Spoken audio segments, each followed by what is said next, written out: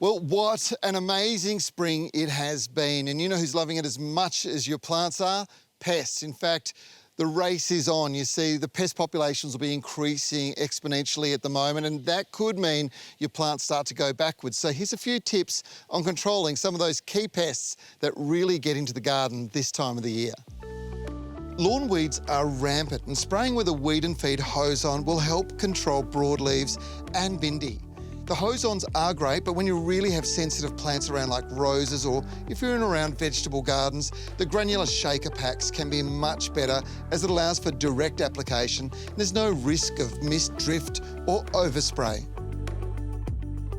Now, there are a lot of pests of consequence this time of the year, but caterpillars, I think, are probably the worst in my garden. I don't like spraying chemicals ever, but unfortunately, you do have to get control of them. And the way to do it is to use a natural control. There's a couple of options out there.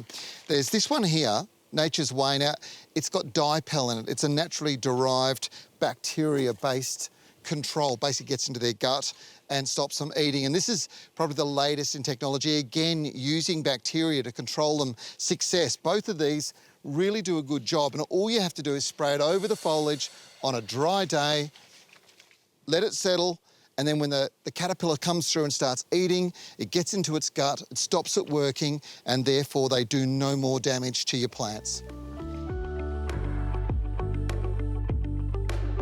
Roses are on the way, and the fresh new growth, as it emerges, can be quickly attacked by the suckers, aphids, which take all the goodness from the plant right through the sap.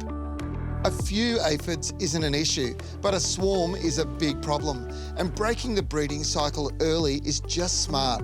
Applying a pyrethrum and white oil spray will help with aphids, thrips and even mites, so get in early and take preemptive action.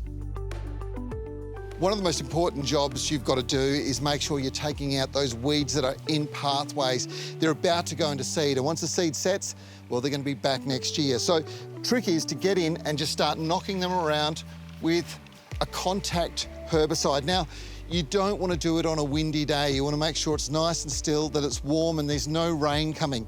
But if you use something like Slasher, which uses a natural plant acid to control the weeds and literally burn them off, it's a really safe way to go. And you'll see the activity or the action of this in a very short period of time.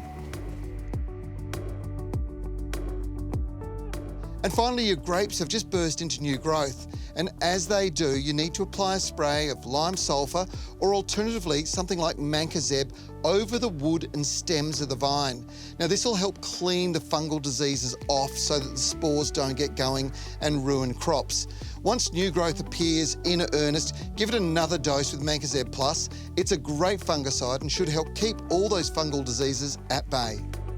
Now, I know it might seem like a little bit of an arduous thing to be out controlling all these different pests this time of the year, but if you get control, you reduce the populations and your plants and garden end up looking fantastic.